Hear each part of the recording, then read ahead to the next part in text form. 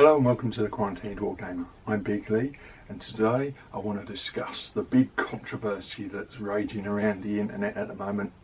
Is Historical Wargaming dying? This response video and several others that you may have seen online are actually started because LittleWarsTV did a video on this very subject a few weeks back, and it seems to have generated quite a lot of interest. I suspect that actually they're responding in a way to an online discussion which I'm not aware of, but as I mentioned, I think it's actually a variation of is the hobby greying. So on Facebook and Twitter and elsewhere, there's been plenty of discussion recently of a subject that's come up about a discussion that says, is historical wargaming dying? And a lot of people have put in their two penneth worth, and that has been very interesting. But basically, my answer, the short version, no. But I'll come back and I'll explain why I think that. So it's worth starting by saying I have no insider knowledge. I don't know anything really about the industry. My answer to that question is based entirely on anecdotal evidence and from discussions with other people. So obviously 2020 is an unusual year. It's one that makes us all question what's reality, what is up and what is down.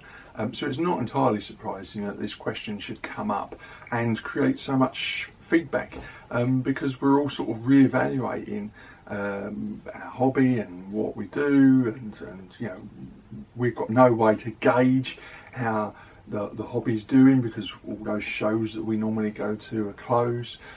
Maybe we're disconnected from our club. So I'm not surprised that this question has come up. However, I don't think that necessarily validates the premise that historical wargaming is somehow dying out. Now obviously this year's been an exceptionally unusual year. Pretty much every wargame show any of us would go to, particularly in the UK, has been cancelled. I managed to get in a couple of really early ones, Cavalier and Skirmish, down in the southeast early in the year, but all the big shows after that were cancelled. One by one they've all fallen like dominoes, and of course that's where we tend to turn up and we will gauge the temperature of the hobby, if you like. We'll go, oh, that show was quiet, or that was really busy today, and it's our chance to sort of touch base with people that we probably wouldn't meet the rest of the year, you know, fellow bloggers in my case, or other wargamers who we perhaps only know by sight. You know, we see them at all the shows, we always say hello, ask how each other's doing, what we're up to, but we may live many miles apart and never meet. We don't belong to the same club and so on, and those shows are our opportunity to sort of gauge the temperature of the hobby, to see how we think things are going, to discuss new products, and to see, you know, we all sort of have a little gossip about how busy the show is and does that reflect on the hobby. We also invariably end up discussing, you know, are there more children and women and people from black and ethnic minorities coming to shows? You know, is the demographic of the hobby changing? You know, the old question about is the hobby greying and so on. These subjects come up every time I go to a show.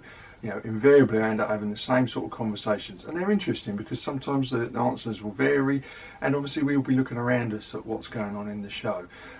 Now, based on last year's shows, I would definitely say that the hobby isn't dying out. I went to several shows, including my last big show was Warfare in Reading towards the end of last year, and it was so busy there was no way I would describe our hobby as dying out.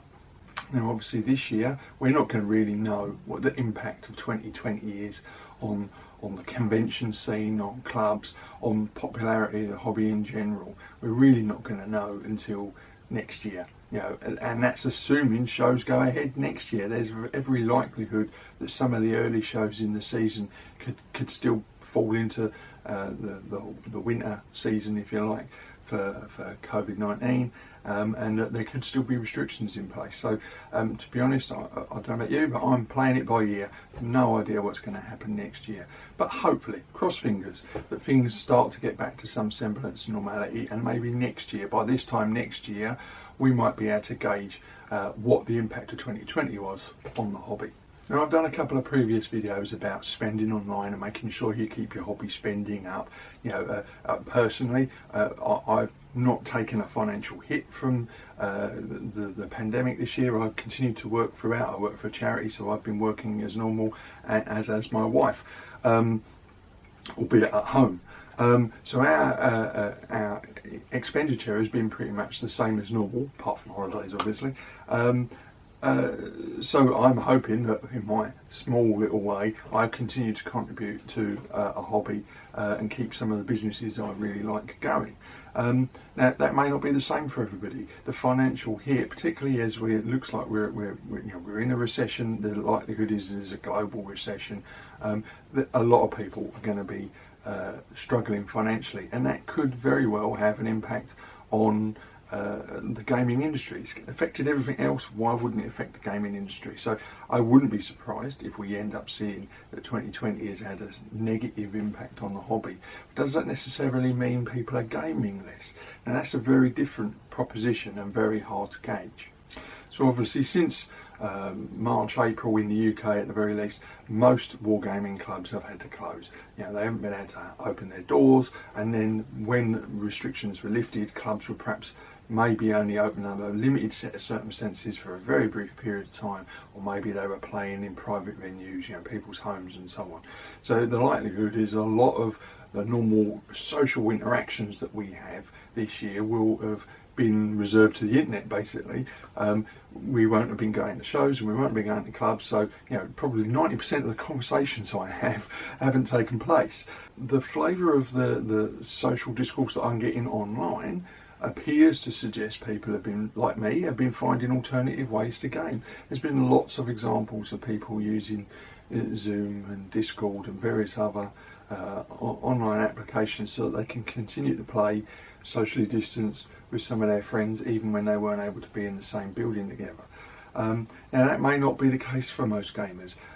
Many of you out there will have done exactly what I've done and end up playing solo games. So there's a solo game on my table out of shot here. I've been playing a lot of Chain of Command recently, trying to learn the rules but enjoying some solo play. Something that I've been wanting to do for a long time and wasn't able to because I didn't have an operations room in which to play. Now there'll be others out of you who already had somewhere where you could play, and maybe you've been doing lots more solo games. But obviously it's not quite the same as that social side of our hobby, which in survey after survey comes up as one of the big positives of our hobby. Talking of surveys, Wargame Soldiers and Strategy recently completed their Great Wargaming survey, and the results will be out later this year, and I'll be very interested to see what they have to say and what data they're producing, and see how that matches up with this online discussion about is historical wargaming dying. I suspect it's looking at it from the perspective of a sci-fi or fantasy gamer, because there's a very large cohort of sci-fi gamers obviously out there, and fantasy gamers, and there's nothing wrong with that. I've played it myself, I'd play it again in the future, it's just not at the moment. And maybe that they're asking, there seems to be a lot more, certainly companies like Games Workshop for instance, predominantly, well, it's all sci-fi and fantasy. They're big marketing engine, and so they've got a big visual presence not only on the high street but online, and you'd be forgiven for thinking that is the only sort of wargaming out there, if you're an outsider to the hobby. But you've only got to look at your average wargaming magazine, particularly here in the UK, to know that there's a lot of historicals out there. And from previous years' experience going to shows, there are always a constant stream of new products and new companies. Now, talking of companies, obviously some older companies, some smaller concerns do always go by the wayside. It's almost a recognised facet of our hobby industry that companies come and go on a regular frequent basis. But at the same time, I take heart from the fact that some long-standing stalwarts of the hobby industry, instead of dying out when their owner decides to retire, those businesses rather, get sold on and continue in a second life. So it shows that there is a demand for their particular products and their niche of the hobby. Excuse me. And that combined with the fact that there seems to be a constant pumping out of new products, to me suggests that the hobby is very vibrant. No one's going to produce a product if it isn't going to produce money. At the end of the day, these are businesses. And I say, I'm not an industry insider. I don't run a business. I don't have a particular stream of information that tells me this. I'm just basing it on my anecdotal experience. And I would suggest that my impression is that historical wargaming is going good and strong. Yes, maybe we're getting a little bit greyer, but that should be a rallying call to all of us to try and encourage the next generation to come into the hobby and show them the interest inside of our hobby that's more than just spending hundreds of hours painting, although that's brilliant. Show them that it's a pathway and entrance into history and bits of history that they didn't know and so on. So after that little bit of a ramble, and it has rambled, and this serves me right for getting in front of the camera without a script or even an outline of a script, definitely I personally don't think that historical wargaming is dying out, not by a long shot. However, that being said, the impact of 2020 is going to be significant on our hobby as well as other industries, and the results of that, the end result of that, is going to have to wait to be seen. That will probably come out in next year's Great Wargaming Survey. But certainly I think, based on up to 2019, I don't think that historical wargaming is dying out. If anything, I think it's more vibrant than ever. Now, I suspect, although I don't know for sure, but I suspect that this question, is historical wargaming dying out, is actually a variation on, is the hobby greying? Basically, are we getting older, pegging it, or leaving the hobby because we can't do it anymore, and we're not recruiting new ones? That's a valid question. It's been asked ever since I've been wargaming, and I've been gaming for well over 30 years. Certainly, it's a regular subject in magazine articles, and in conventions. We all talk about it. We can see that us and our friends are getting older, but I also see quite a lot of newbies coming into the hobby. Again, the Great Wargaming Survey will tell us what the demographic is for the hobby and whether that is shifting. But again, I think the 2020 factor shouldn't be discounted. There's going to be a lot of aging wargamers, right, about my age, in their mid-50s or early to mid-50s, who have been stuck at home with their kids for the large part of the summer, and while dad's or mum is up in their room playing with their toy soldiers, maybe the kids have put their head round the doors and gone, I'm bored. Hopefully, cross fingers, more kids have been getting involved in their father or their mother's hobby at home. So I don't know.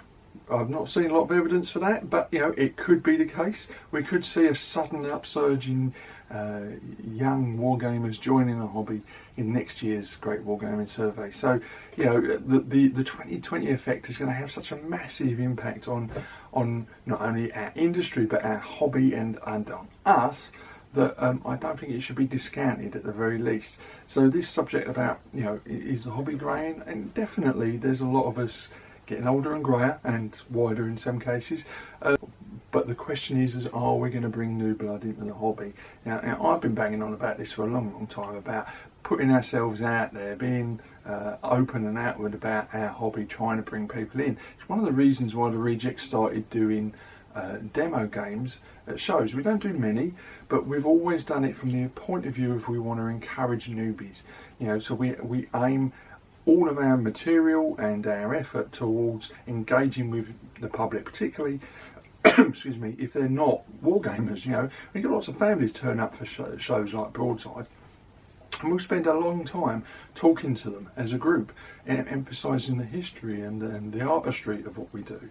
And it is about trying to bring new blood into the hobby. And and as readers of my blog will know, I've had both my girls involved at one time or another, and we all play other games, other tabletop games. We're all role players as well. So we play a wide range of games because I'm hoping that that's something that they'll want to continue, because I do think it's a fantastic hobby. It's socially engaging. It's got so many offshoots and different things that come from that. I was actually going to do a separate video, but essentially my hobby has taught me, art, history. I've learned photography, video making, writing, so many different spin-offs, and it's an asset. I consider it to be an asset on my CV rather than something to be embarrassed or hidden away. That outward looking way of saying, right, my hobby is fantastic, it's not just a geeky hobby sitting in a cupboard somewhere, it's something that we should be trying to encourage people in.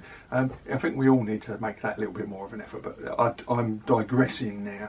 So yes, the hobby's getting older, but I do think there is plenty of new blood coming in. I see it anecdotally when I go to shows, when shows are on, and hopefully some of that will be reflected in the Great Wargaming Survey's results when that comes out.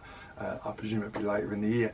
Well, anyway, I hope you liked that little video. It was a bit of a ramble there because, as I say, I didn't write a script for a change, but I just thought I needed to put something out there on this particular subject that seems to have been raging around the internet a little bit, so I thought I'd put my 2p worth in for what it's worth. I hope you found it interesting, and obviously I'd be very interested to know what you think. Please leave some comments in the comment section below, or over on my blog, Big Lee's Miniature Adventures. All comments are welcome.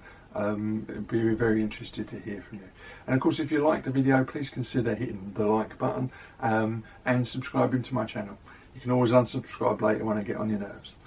So until next week, look after yourself, stay well, and keep rolling high. Bye.